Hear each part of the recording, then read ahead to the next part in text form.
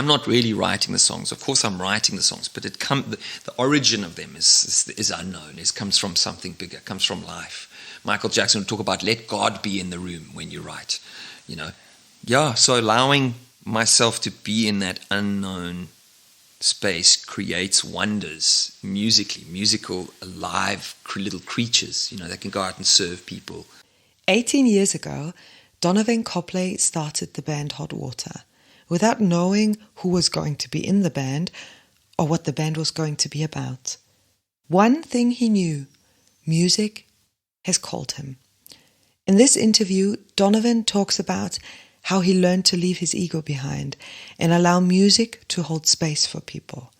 He talks about his rituals before going on stage and about the importance of having structure and feeling safe to let go.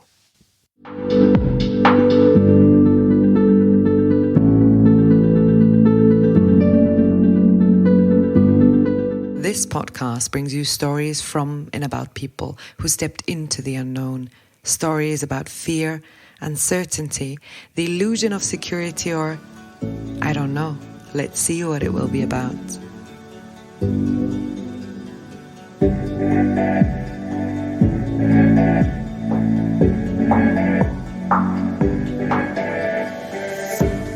My name is Katharina Bayer, and I will host you on this journey into the unknown.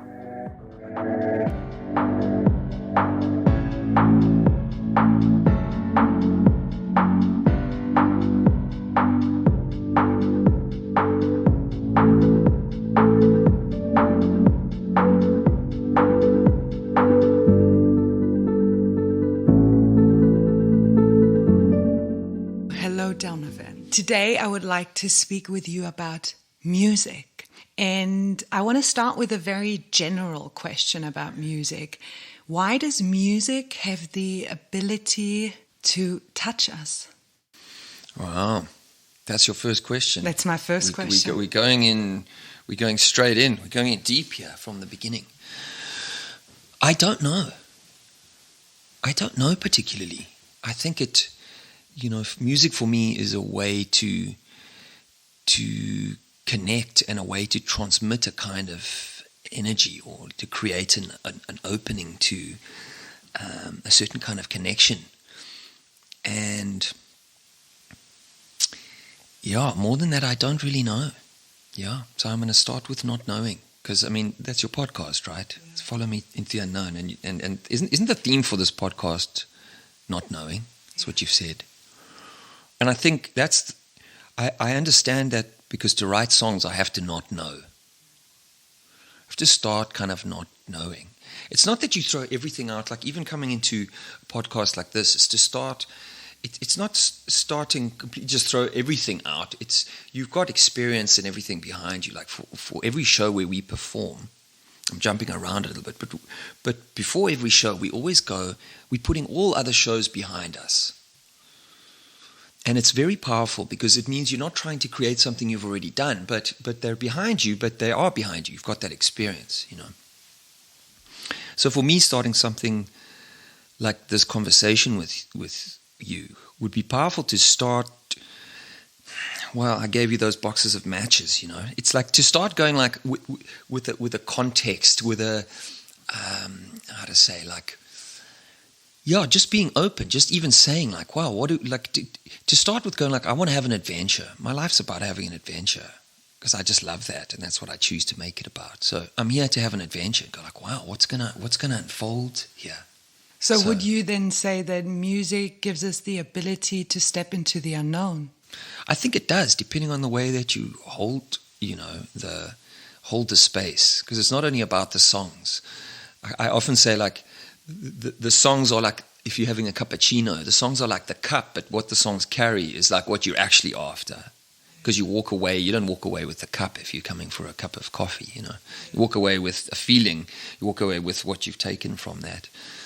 So I think there are songs and music is like a vehicle or a vessel and a means to connect and a vessel to give and receive, for that matter. Especially South African music, which is what I play a lot of, is African music really gets the give and take and the interactive component, and I love that. I think Africans, sort of cultural society, really gets that deeply, you know. Yeah. I listened to quite a lot of your songs, and there was one song where the lyrics really touched me a lot, and I have to recap some of the lyrics. It's from your song Bushfire. Awesome. You sing in there, "There's a bushfire raging outside my house, and there's a bushfire raging inside my life. Deep burning anger has come into my heart. I decided not to break things because I've done it before and it doesn't work."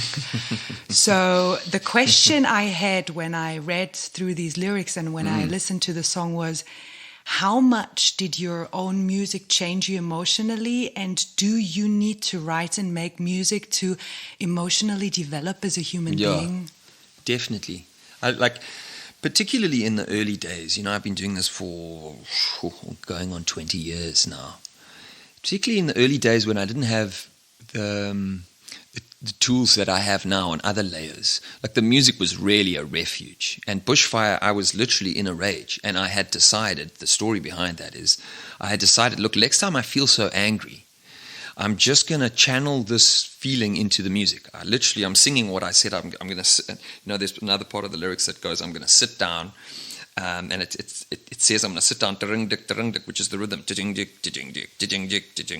And I literally sat down. I had a little 4-track recorder, and I just took that anger and I funneled it into a song. And I literally wrote the whole song except for one verse in one go. So I recorded the guitar, and then I put some drums and some shake, and then I just sang the lyrics all in once. It just came out in one go because I was feeling angry. Then I just said, well, there's a bushfire, so there's a bushfire.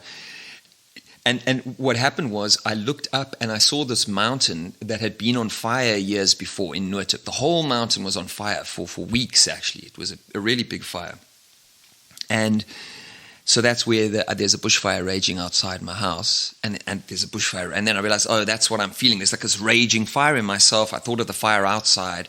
And I mean, that's another whole dynamic and interesting thing of as outside, so within, as inside, so without. But that's how that song came about. Yeah. Because there is this one quote from Leo Tolstoy, a writer that I love, who says that music is the shorthand of emotion. And for me... Is the what? Is the shorthand of emotion. So for me, there's emotions that are provoked in music. I don't know if you know this documentary that's called Alive Inside. It's about Alzheimer's disease patient who get played music from their teenage years. Oh, and I've seen some of that. And they suddenly kind of back to themselves.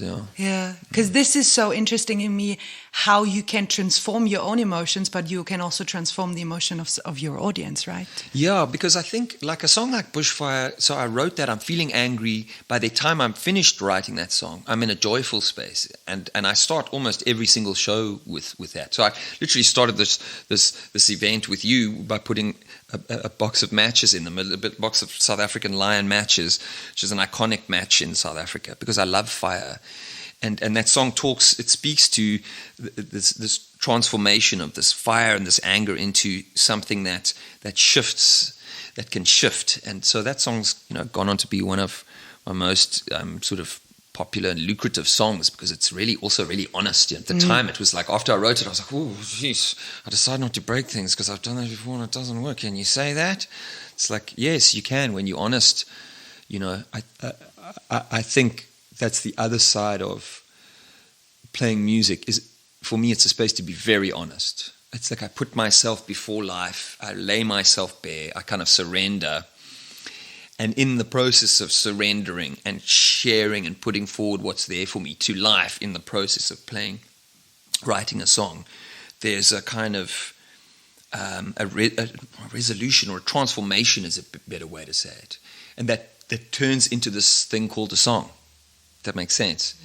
And that song is like a remedy. It's like muti. In South Africa, we call medicine muti. It's like a muti. And so when you play that for other people, inherent in that song is an authentic transformation. That's what my music is about. People will often walk away saying they feel happy or they feel uplifted. And behind that is, I take where I'm it's like an alchemy. I take the iron and I let it turn into gold in the process. And there's a mystical component to that. That's why I say I don't know. And I leave it not knowing. It sort of unfolds itself. But there is something mystical about that. But there is a kind of surrender to it, most definitely, and a vulnerability, to be honest. And when you can hold that space for yourself and other people, then a kind of natural joy emerges, and a kind of love in the space, like we talked about the other day. You said that you do music since 20 years. Yep. When did you decide for yourself, and when did you know that music is what you want to bring to this world? The real answer is I didn't decide. Music decided. I know that sounds kind of crazy, but that was my experience of playing music. It was like I didn't really know what I wanted to do with my life. I was in a bit of a crisis in my early 20s, kind of like, I don't know what I want to do. And in being in that crisis, I was humbled and I was open to ask the question, what does life want from me? And looking back, it was a profound question. Not like our culture and our society kind of goes a lot of the time, what do I want? Most of the time, I think we don't really know who that I is that's even asking that. If you were scientific about it, I had a scientist for a father. I have a scientist for a father. So there's scientific component to me. It's like, well, but who's the I that's asking this? If you don't know that, you're going to carry on an experiment without knowing the base substance, So yeah, I asked the question, what does life want? And for me, life is the bigger I, the thing that connects us, and that's what shows up in the music. Too, there's something bigger. So music was life's answer to going, how do I feel connected with people? How do I connect? And how do I express this bigger I or this connectedness? It was like music came as an answer and got a hold of me. So it wasn't something I particularly chose. In fact, I was resistant to it quite heavily in the beginning. And that's why, I had to have a crisis to be open to it, to really kind of fall apart a bit, which can be the strongest times in life. It's brutal, but it's like where you're failing or where you're in a crisis is a massive opportunity. So when you said it was like a crisis in your beginnings of your 20s, do you remember what you wanted to become as a child? I didn't know. It's interesting, but I didn't know. I remember like anthropology was interesting to me when I was in like 12, I remember anthropology, but music only really got a hold of me when I was 20, 21. I remember singing when I was younger and feeling like, wow, I felt connected, like I was in some kind of church or something, like the heavens opened, and it was like, whoa, I'm experiencing, this profound spiritual experience from singing, but it was only when I was 21 that really started to get a hold. And then when I was 27, I was like, okay, I'm going to do an experiment. Can I go and bring this sensitive thing, this profound thing to the world the way I would love to? And I'm going to do an experiment called the Big Experiment. And that's what I did. That's what it was like. It's the Big Experiment. I wrote it down. It was on my birthday. It's the Big Experiment. I'm going to see, can I take this out into the world the way that I would love to take it without compromising it? And the answer so far has been yes. And I've trusted that. I've got 3 sons, I've got a family. To trust music, the reason I trust it is because it's not Donovan trying to go like, oh, look, let me go and show everybody how great I am. It's more like, wow, life is amazing, and life has gripped me with this. So I'm going to follow that. Yeah, that's what gives me the courage to pursue this. It's like being chosen for it, being gripped by it. It's interesting you put the word in this room before you said surrender, that you have a life crisis and you trust, and you said music chose you. So I think when I surrendered, and when I was open, and when I was like, okay, what do you want from me, life? Yeah.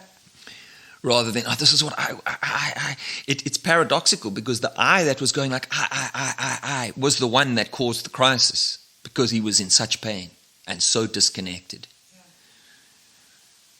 I was so disconnected. And so the music is the opposite. It's like this connectedness. Yeah. So it came from a deep wound of feeling disconnected. Plus, look, I came from that was in 90. I matriculated in I finished school in 1994 when Mandela was became president. So there was I also had I have a background in a country where there's a deep disconnect.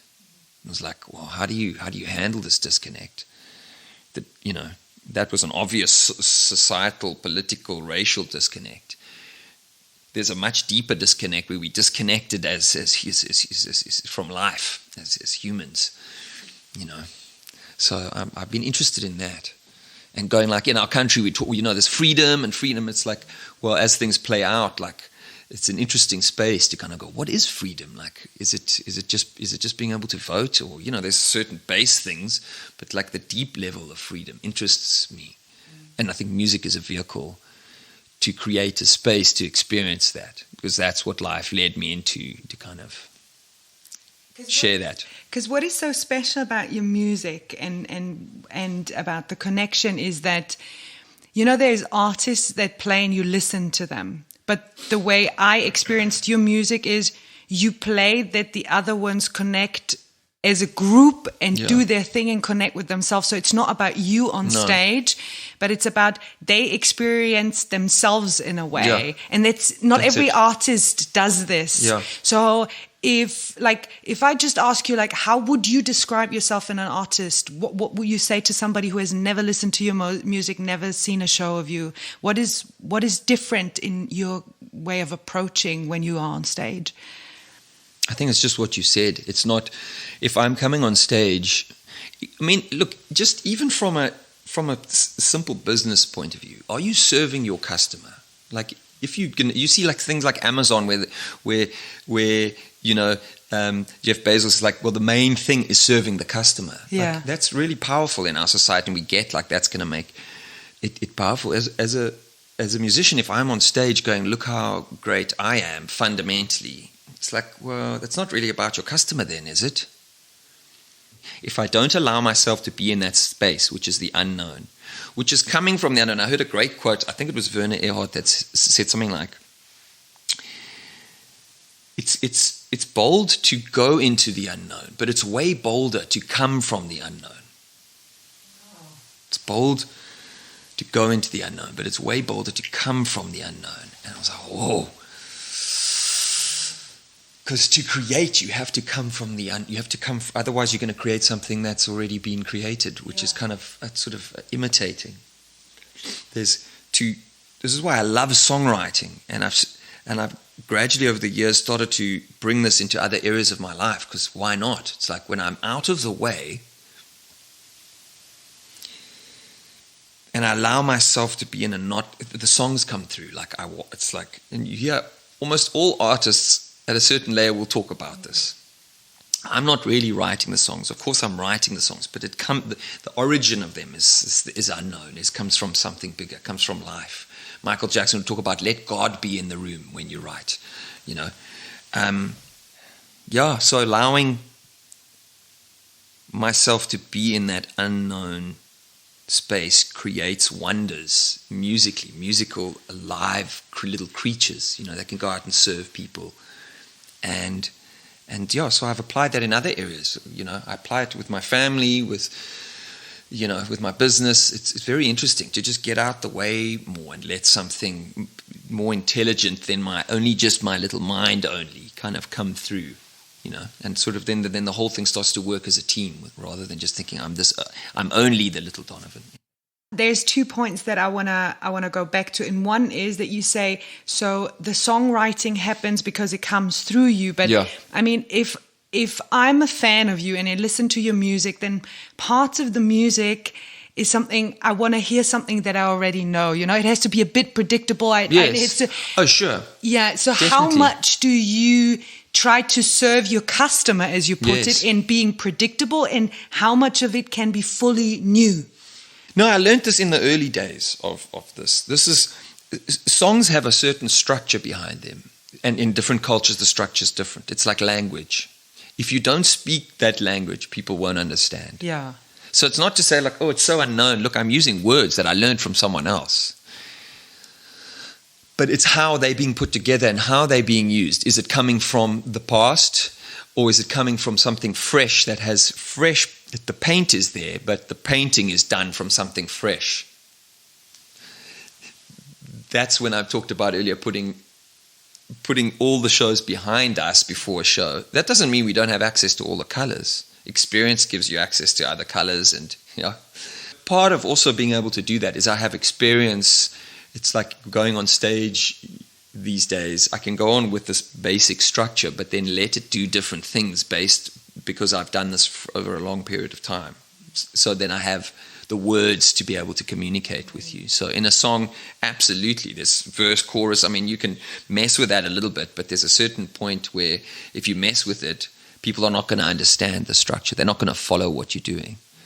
So it's not to say you don't have structure. That's why when you talk like this, I think our Western minds get, oh yeah, but what, you just don't know anything and then you just hope for the best? That's not at all what I'm saying. Not at all.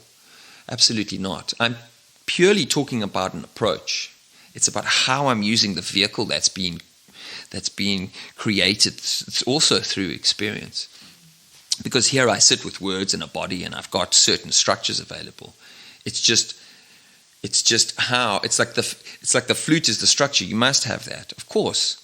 But who is playing it and how is it being played? That's what I'm talking about. That's the area that I'm focusing on when I'm saying coming from the unknown. Because if you don't have a flute, you can't play the music. If you don't have a body, you can't sing. So without a structure, you don't have a cappuccino cup. My example earlier wasn't saying the cappuccino cup's not important. If it's very important, you can't hold the cappuccino. It's as important as what's inside in terms of being able to deliver. But it's just not that which is left over when you finished the process. If that makes sense. That makes brilliant. So that's so important. Otherwise, this conversation could be easily dismissed in a certain. I can't. What are you talking about? And, well, especially with German approach. Don't make it personal, though. No, but different cultures have different strengths, and we've played in Germany many times, and Germany is really powerful. You guys have something down that's very powerful. The structural component, very important, very powerful. It's like we can't be doing this without the setup, the microphones, the MacBook, all the structures. Got to acknowledge that and go like, well, thank you. I don't exist. I can't communicate without these structural things in place. The conversation that we're having is how do you use, and from where do you come when you are using these things? What is using them? Is it your fears, and is it the past? This little ball of who was it that said that? I think it was George Bernard Shaw was quote something like this ball of complaints and pains that you call I, that then is going to play through the flute. You're not going to get a great song coming out of that. For me, it's not just the structure. I oftentimes call it, the place of security in which you can be free. Because if we wouldn't have the two microphones and I know that it's recording, I wouldn't allow myself to ask you what I want to 100%. Ask, even I already made notes. Yeah. And it's important. Yeah. You've got to have a base structure. Yeah. I can come in unknown in a way like, let's go like, I don't know the questions, I don't know. But also we have a conversation behind the scenes that we've had over a period of time. So there's a certain structure to that, a certain trust in the space. So there's certain things that are in, and for shows, for example, we don't just go in not knowing what songs. We know exactly what songs we're going to play. But there's space to adjust appropriately and engage. We play the same show, but the show is always different because it's like a conversation with the audience. Because this is what people oftentimes ask me when I talk about uncertainty and security. I say, it's not that I go out to the world and have no idea. Yeah.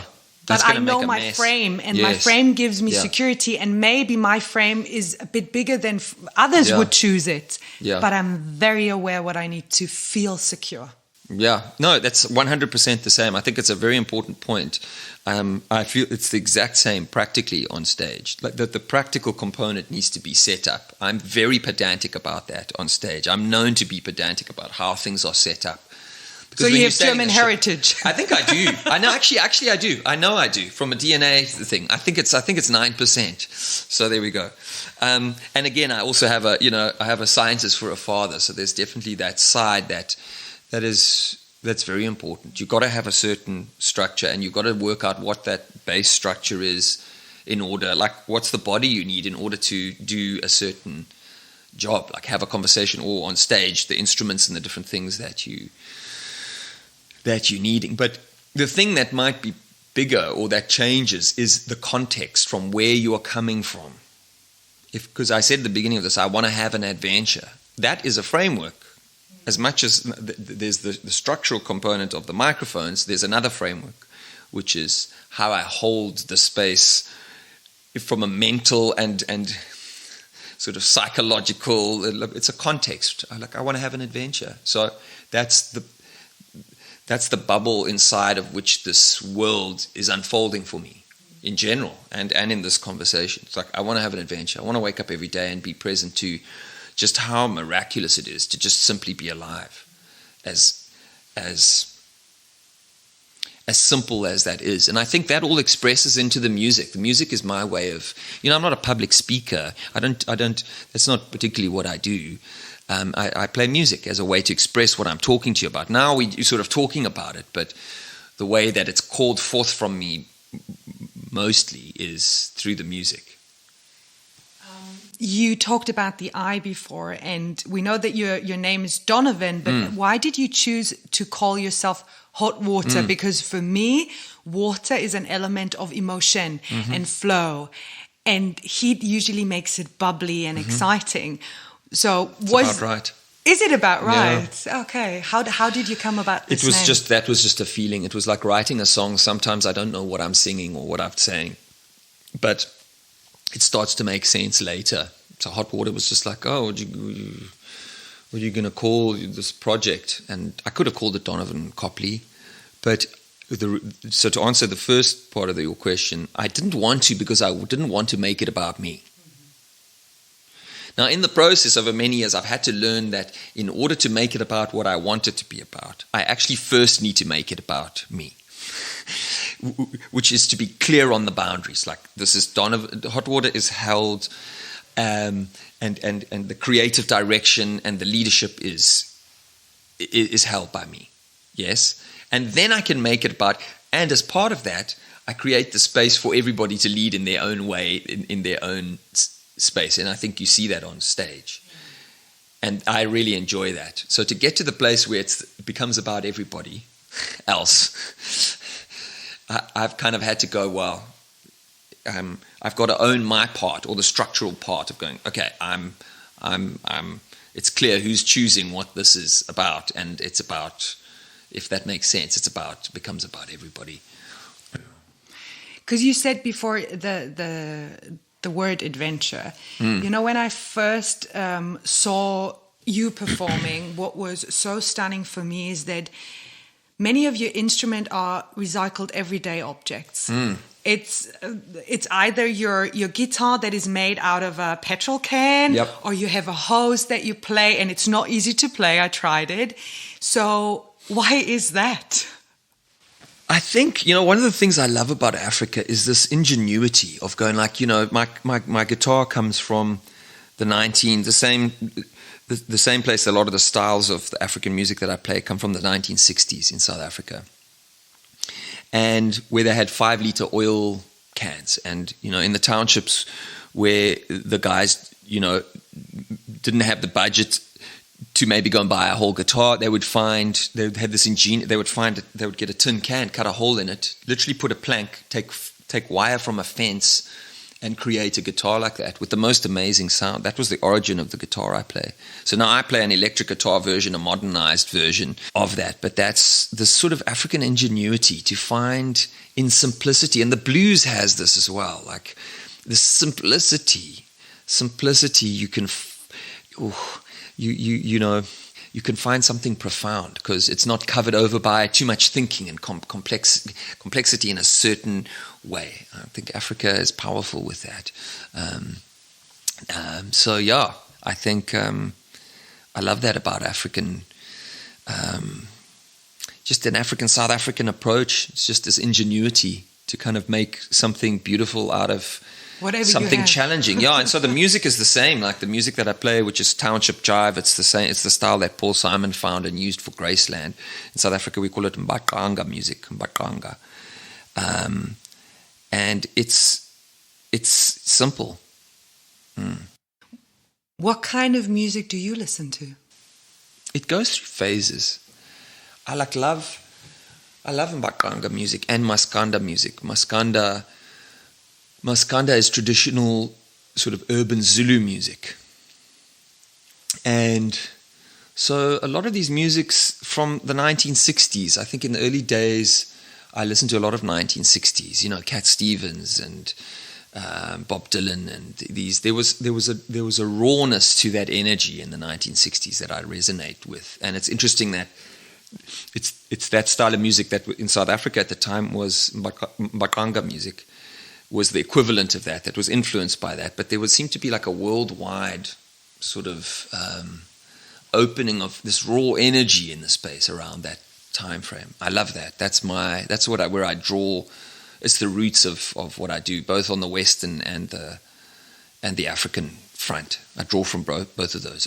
And then old blues music, really old blues, like from the 20s, Robert Johnson, where people were really tapping something deep,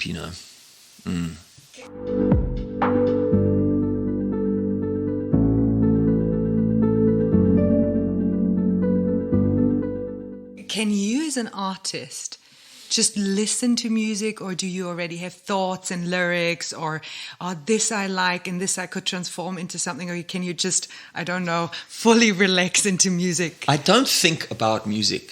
Ah, okay. No, I let it sort of happen. So I find how I listen to music is I will find a track that I will obsess about and just play over and over and over again, or a few tracks. And I won't know even why maybe I am. And then as I'm listening to it over a period of days, sometimes even weeks, to be honest, some things will pop out, like a certain way of vocal is being delivered. But it's not that I'm thinking about, it's like, let me hear it's an emotional connection. It's a feeling, that there's something there that's like a resonance, like a relationship. You get a sort of connection that's like, I feel that with this song. Because I think, from my experience, I've got 3 kids, but I also feel like my songs are kind of kids. So I've got hundreds of these little kids that are like these little energetic beings. They have so many facets to them. And even as I listen to my own songs over years, I hear new things and different sides of them, just like people have these sides. I think that's what makes a good song. It's kind of alive. They're like little energetic beings, We really don't know how so many of these things work, Like 150 years or so ago, we didn't know there were things called germs. Like you're a doctor going like, I think there's something small that's like infecting. I love that example because it's like, it's not that long ago and we didn't have any idea there was a tiny thing because we just couldn't see it. But that doesn't mean it wasn't having an impact. And do we think that we not see that there are not other things that are having impact on us that we don't know about? Of course, we hardly know anything. So it's interesting to go like, I think it's going to be fascinating over time. It's already fascinating, but over time when as science sort of unfolds and develops to be able to see, what impact a song has on, because we already can start testing. A song has an impact on your physical body, definitely on your psychology, but we don't fully quite understand it. But I think we're going to have the instruments in time to be able to measure frequencies of things we know are there, but we haven't measured yet. Thoughts, feelings, we're already doing that with brain scans and different things. I mean, you can imagine the future. Moving forward, we can have goggles. I'm going to look at you and be able to see what's going on because all those things are there on a level. It's just they haven't been measured, just like germs, So songs are little creatures. They have an impact on people. That's what we know for sure. They change moods. They shift people, and it leads back to the beginning of the conversation of going like, kind of, I don't know. There's something mystical about it. It's just like, it's like asking what are you doing here? What is this about? Well, no one really knows. And that's brutal when you can just take a moment with that just take a moment with, no one really knows what is going on here. And look at this. Wow, I'm busy talking. It's going into a microphone. People are not going to be able to listen. It's going to go into their ears. They're going to register it, and it's going to have whatever impact it's going to have. I mean, it's profound. That in itself is like, wow, that's profound. I think, if I'm not mistaken, that the band Queen, my favorite band, even did some tests on, they put their music on plants and classical music on plants and saw how the plants developed or something. Yeah. So that was quite interesting. But I want to come back to something that you said when you say you listen to a song over and over again. So for me, words create reality, and the more I say a word, the more it manifests. So if I'm listening to a track over and over and over again, do you think that this track and the content could also like manifest in myself? It definitely does as a songwriter. Like deep experiences or like profound experiences come out in the songs, most unquestionably. Like both on the challenging, on the sort of like, oh, this is hectic. Now I bring that to music. Like I was literally in a rage when I wrote Bushfire, but it's the happiest song. Turns out to be. So, yeah. But I even meant it like if I'm listening to positive lyrics. Yes. And because I'm singing along and this starts, definitely. You know what I mean? Yeah. Then listening to only sad songs, definitely. like how much influence does Big it influence. Yeah. I think they're starting to show that already scientifically.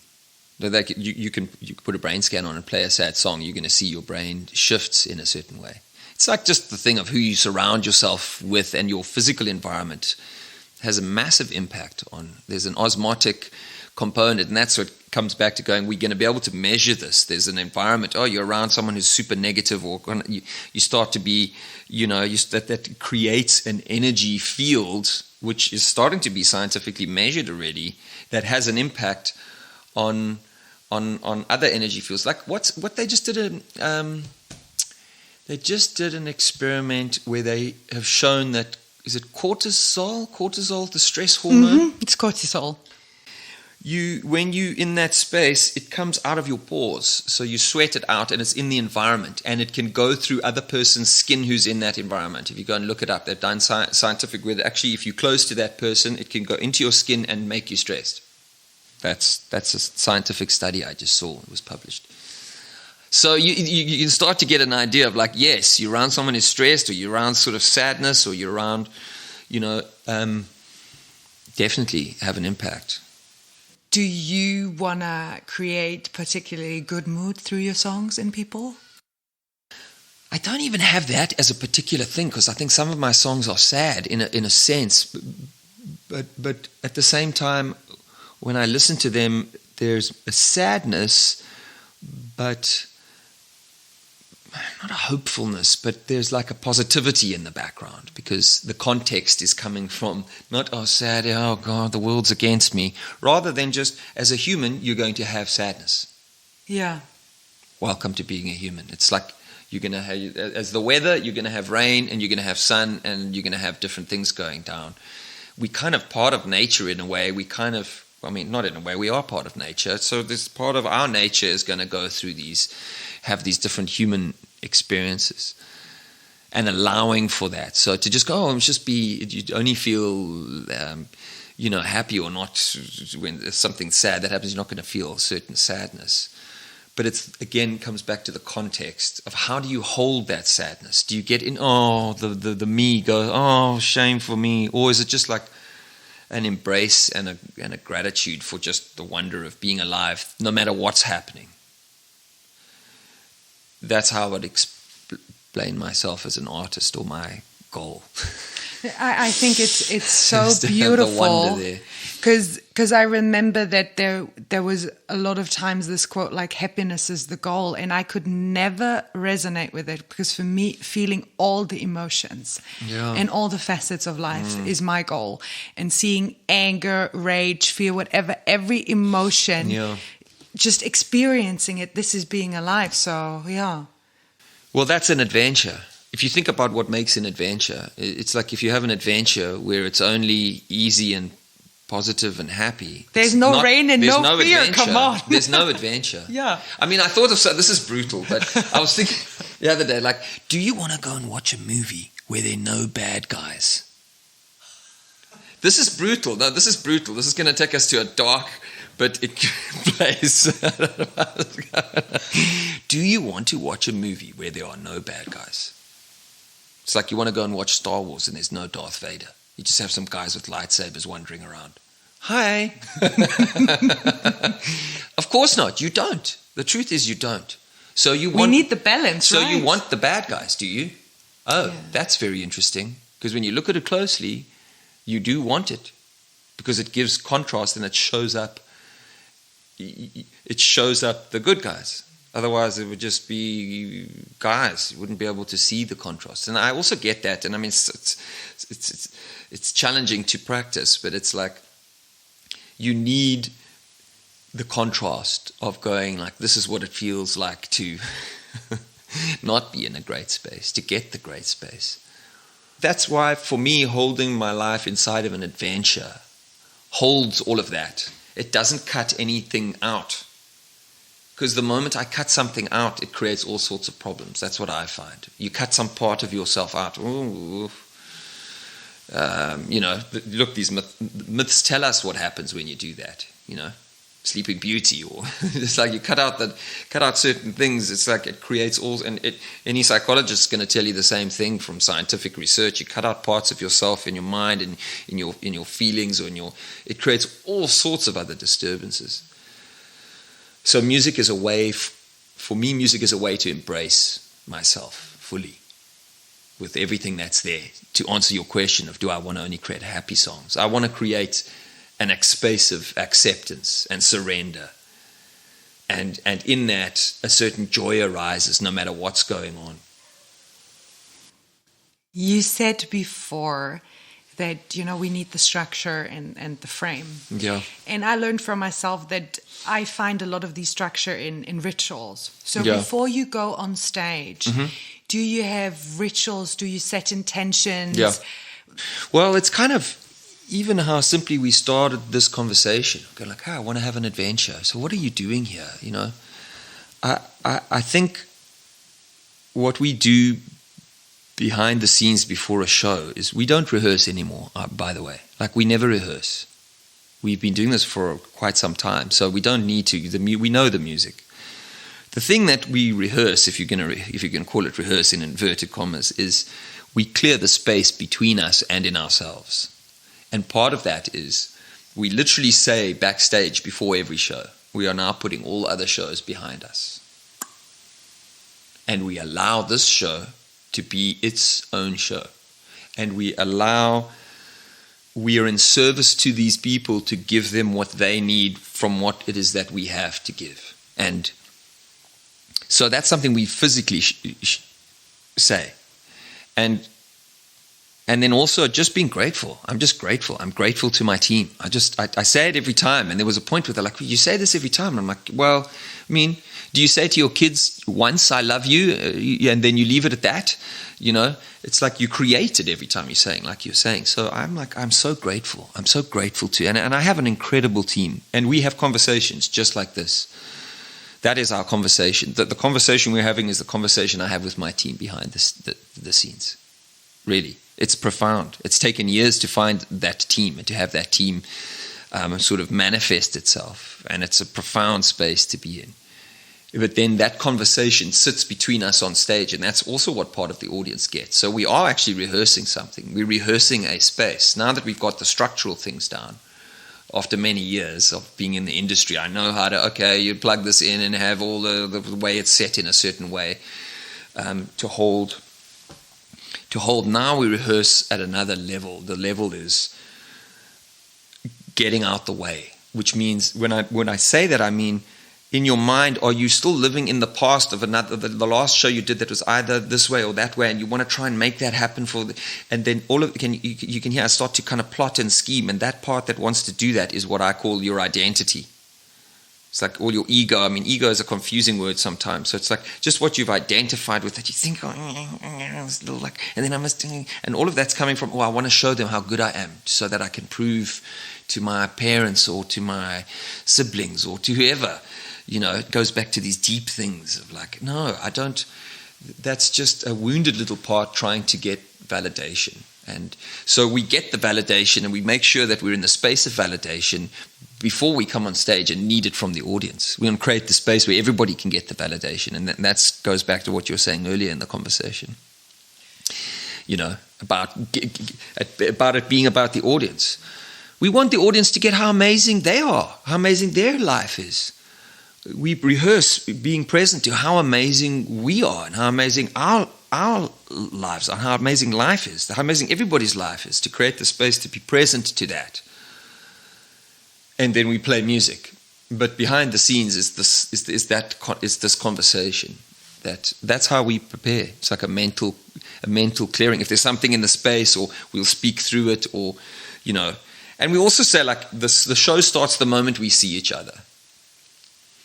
And we start to listen, because often little things will come up, or someone will sing something and then that wants to come into the show, Like you kind of listen, you're like sensitive to listen. What are people saying? What's in the space? Like a conversation like this, what's here? You're like, what's here? That's exciting. That's going to set things on fire. That's going to be joyful for us. That's going to make our sort of hearts sing, And when we're in that space, particularly as a group, you can step on by yourself and do that, but when you're in a group and the whole group is aware and present to that, and then you're playing like really awesome beat and mbaqanga. I mean, it's the most known sort of style out of South Africa. It's like very upbeat from a very dark time in South Africa's history, in the townships, to get people to dance and just let go. It was developed there, this style. You create a space for people, I think that's what I would also say as an artist and as a group. Hot Water that's the space behind the scenes. So this is the behind the scenes conversation, and it really does all come from the unknown and being open to that. So yeah, that's what we do. We put the past behind us. We allow each show to be its own show. We keep the space between us clear. We have very clear agreements about how things work from a business point of view. So that comes down to the structure. Without that, we would be in a mess. You'd have cappuccino all over the place if you're not holding. No, really. So we've got a really clear cappuccino. This is how this is. This is how the business side is very clear. It's probably my biggest learning as a businessman, because I run Hot Water. On the label side, on the management, on the agent side, on the publishing, I oversee all of that. And I think my biggest learning with that is clear agreements in the business. Just simple, clear agreements that everybody are really on board with. Then you can let that go and it's the same thing, a simple, clear structure with the songs and that. Now you let that go and you enter into a conversation that can turn into a mystical conversation, into a wonder can unfold when you're in those safe hands of a certain mental structure that can really hold the space for that to unfold. So the two sort of dance, really.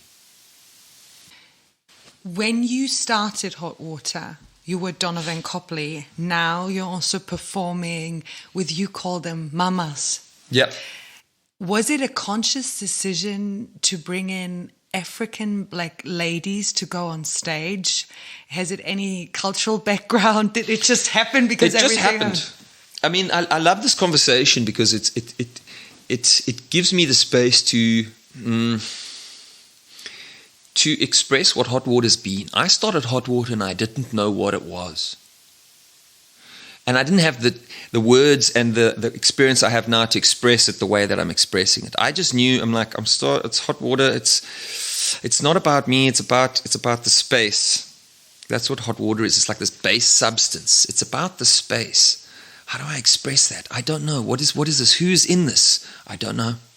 So I started a band not knowing who was in the band, what it was about, and it's, and now it's going to be 18 years this year. After, 18 years, I find myself in a position surrounded by Mama Africa. The full band, there's 5 mamas on the stage lined up in the front with me. It's profound. It really is surrounded by Mama Africa. And I feel like this is what I felt in the early days I was heading towards without knowing what it was. The same way that I would feel the song before I wrote it, like I write it, there's like, I get this feeling that wants to come out, but I can't tell you what it is. But it's this essence or this, I'm trying to give birth to something. But you don't know what it is until you give birth to it, until you allow that. So... no, I didn't have any particular plan with it. It was more just like I had a profound experience in my early 20s of a certain connectedness after being so disconnected and realizing, oh, wow, we are connected in the profound way that we don't have to try and connect. We are already connected. Our minds just think that we're not connected. And then I think we're only these separate little individuals, and we're not seeing the other part that we are also connected.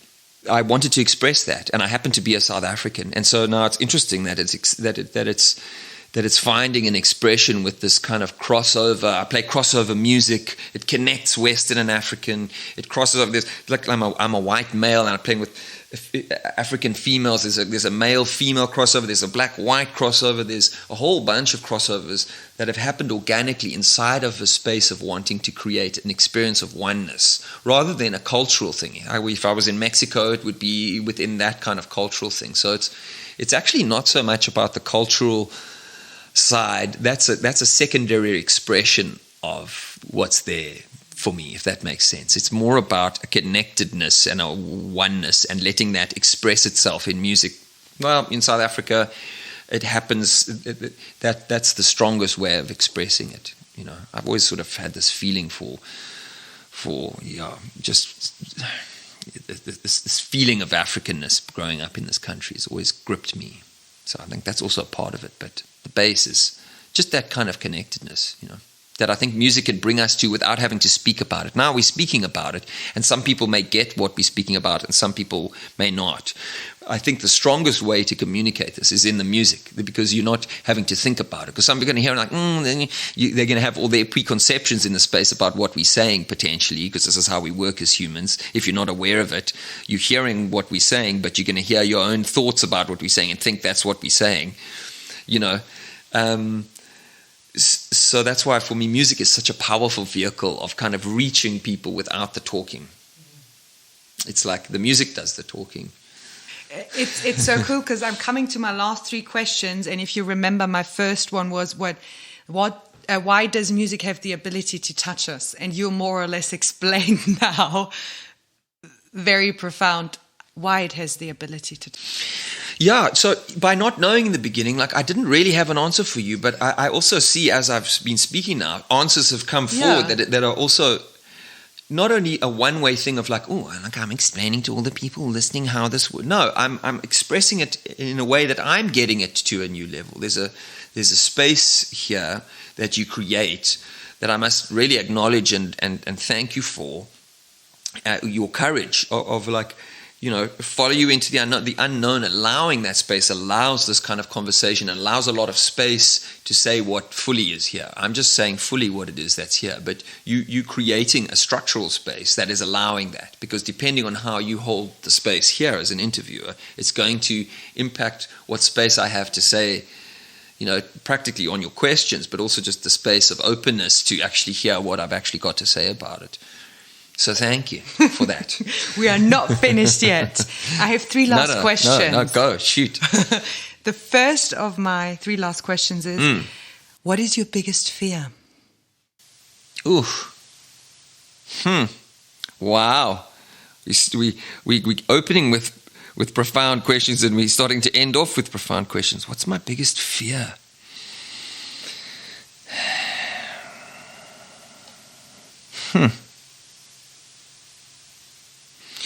It's interesting because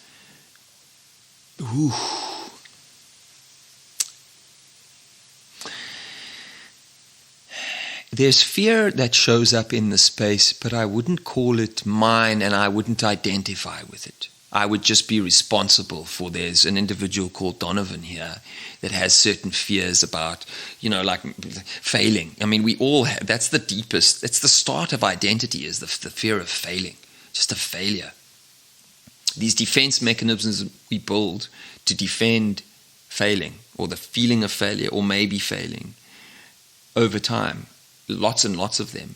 And then all of those put together form what I call the identity. And then you think that's you. A lot of defense mechanisms against failure. So I think as humans, our greatest fear is failure. And I think that's, being a human, I think that's true for me, you know.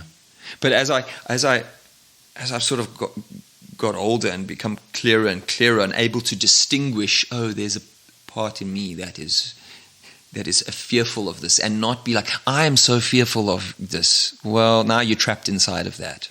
Does that make sense? I am so fearful. Oh, is it? No, there's something here that's so fearful from the past where you experienced failure or humiliation, or, you know, that would be another one, like humiliation, or being like, when I separate from that and I can watch, there's that part that's, something shifts, and I have a certain kind of freedom. That's freedom. Is seeing that the things that show up that are particularly triggered by past fears and traumas, it's like that I don't have to play that out. That's not me. That's not life me. That's just a character that's here, but I don't necessarily need to keep replaying that out. That's the same. That's why when we say put everything into the past, we don't need to play out what's happened at other shows that might have been beautiful and perfect for that show. You try and do it again for the show, it actually makes the vibe bad, because it's not what's needed in that conversation. You know, the show being a conversation. So, does that answer the question? Yeah. Second last question. Okay. What are you currently doing that you still don't know how it will turn out? Oh my goodness. Lots of things, lots of albums. I'm doing 4 albums this year.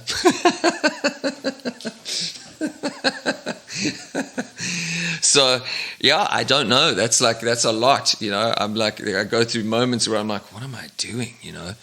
So how am I going to get this done? I don't know, you know. It's just like, I literally, like my theme for the year is actually, I don't know.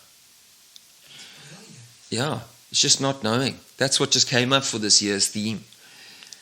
And then also just creating the space around finances, and like, because that's such an area that we, you know, there's a lot of in our society around. It's like, let that be in the space as well, just inside of, just hold the space. Like, what is this area? Just be open. And so, yeah, the albums, where exactly I'm heading, what's happening with Mama Africa. So the mamas in Hot Water have naturally, you know, it started with one mama, and then there was another mama, because the one mama went on maternity leave, and then when she came back, it was like, no, they're both so amazing. We kept both, and now it's moved into 5 mamas, and they are called Mama Africa. So in the last year or so, they've started doing their own, you know, performances where I kind of back them in performances. It's amazing. They're amazing. I don't know what's going to happen with that. Now I'm trying to that's what, I don't know. It's like writing a song in the beginning. Just don't know. Just keep doing it. As we do the performances and as we do, it starts to unfold. Like, where is it going to go? And not having, and not knowing too much makes it an adventure. Because if I knew exactly, it would not be an adventure. If you know, that's exactly where it's going to go, and you're going to end up being like, it would be boring. It's like knowing, you know, that's sometimes where it's like, you have a goal and you know exactly where you're going. Like, seems very boring for me. Like, really? I know exactly where I'm going? So maybe it will be 5 albums. Well, I don't know about that. Well, actually, if I do the 4 albums this year, I just did one in December, that was one, and then 4 albums, it will be 5 albums in a period of 1 year. So, yeah, maybe. The last question is less a question and something that I will ask you. Yep. So we now talked for an hour about music, your approach to music, emotions. And if I listen to it as the audience, I love to listen to stories, but I I love to, have a practical thing that I can do after I listen to an episode. Something where I can put it into practice what we just talked about. Yes. So can you give one little thing to the audience what you would like them to do so they put whatever we talked about in the last hour into practice? Well, I think maybe something that would connect is that you mentioned the song Bushfire. Yeah. Like, maybe something would be for them to hear the song, like to hear, like, okay, well, we've been talking about a lot of behind the scenes, but all of this just leads into the music, right? This is just you getting a glimpse behind the scenes of what it is. This is what you're left with is the music.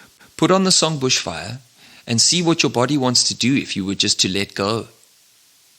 See what you would get from it. See what you would feel from that, is to let go. And the deeper part is, it's not so much about like, hey, go and listen to my music. It's more like, well, see if that song can hold the space for you to let go of something that you're holding that you no longer want. Because when you let go, in a way, you create space for the unknown and for something new to enter your life. And I used that song to let go of my anger and to let go of my fear. And I've made a career out of doing that. I want to have people's backs to have the space to go and let go of whatever's in their space. And I think dancing and music can allow that. So I would say go into your lounge, put on Bushfire by Hot Water, and just let go and see what you can let go of and see what impact that has in your life when you let go. Thank you so much for this interview today. Thank you. Thank you.